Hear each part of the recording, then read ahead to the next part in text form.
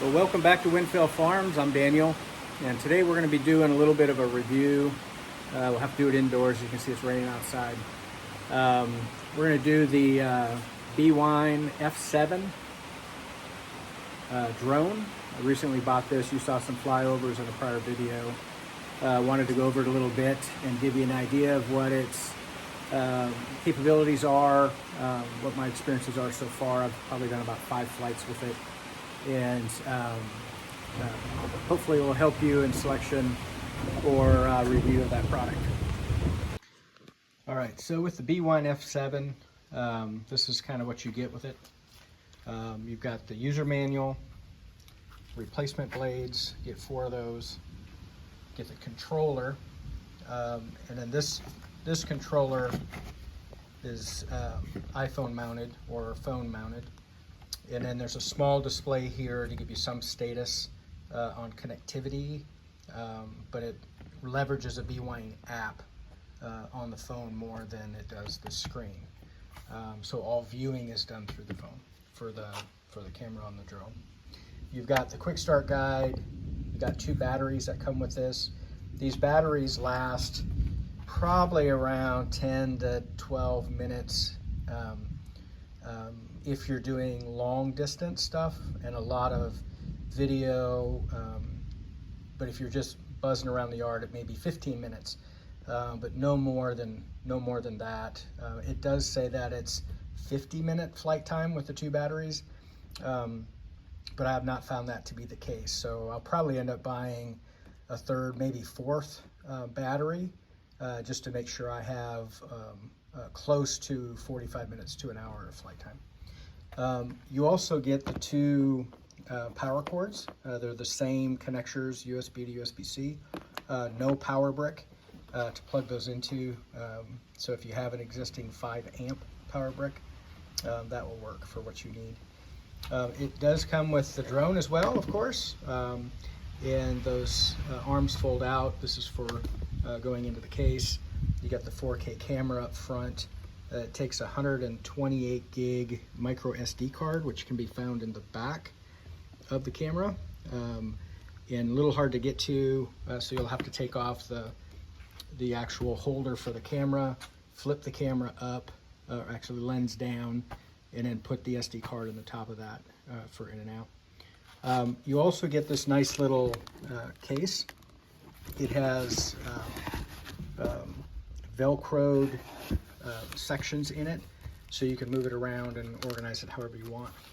Works pretty well.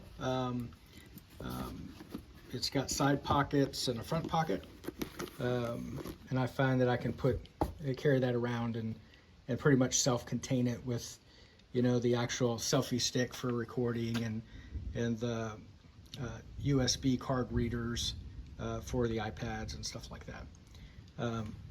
So let's get into the drone a little bit. So this drone comes with a lock on the propellers. So you just take that top off.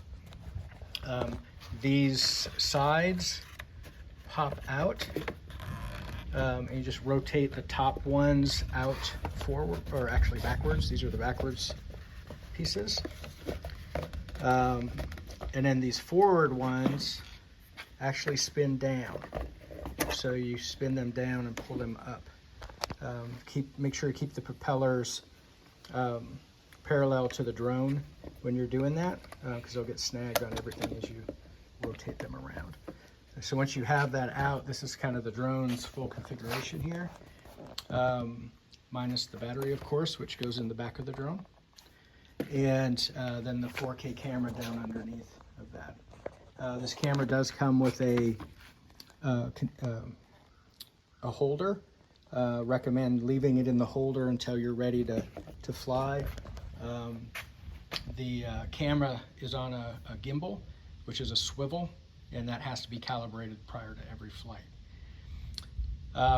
What I've liked about this so far is it's small, it's lightweight, it's easily to throw over your shoulder and go out and do stuff with. The controller itself is easy to manage. These arms fold out and gives you kind of joystick type motions on them.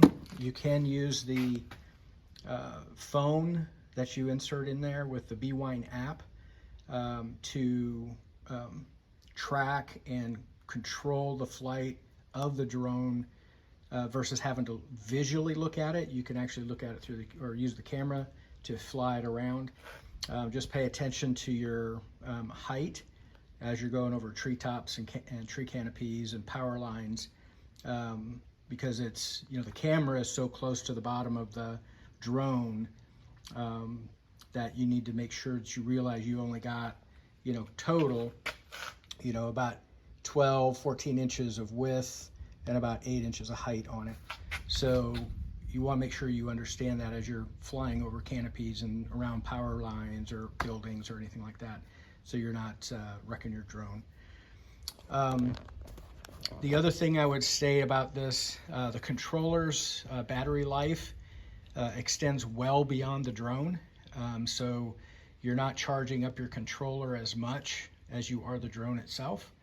And it really comes down to these batteries and the life of those as you're wearing those out every, like I said, 9 to 12 minutes. That's really your flight time, so you want to kind of get up and move as fast as you can to where you want to be. And that completes part 1 of the review of the Bwine F7 drone. Please subscribe. Talk to you on part 2.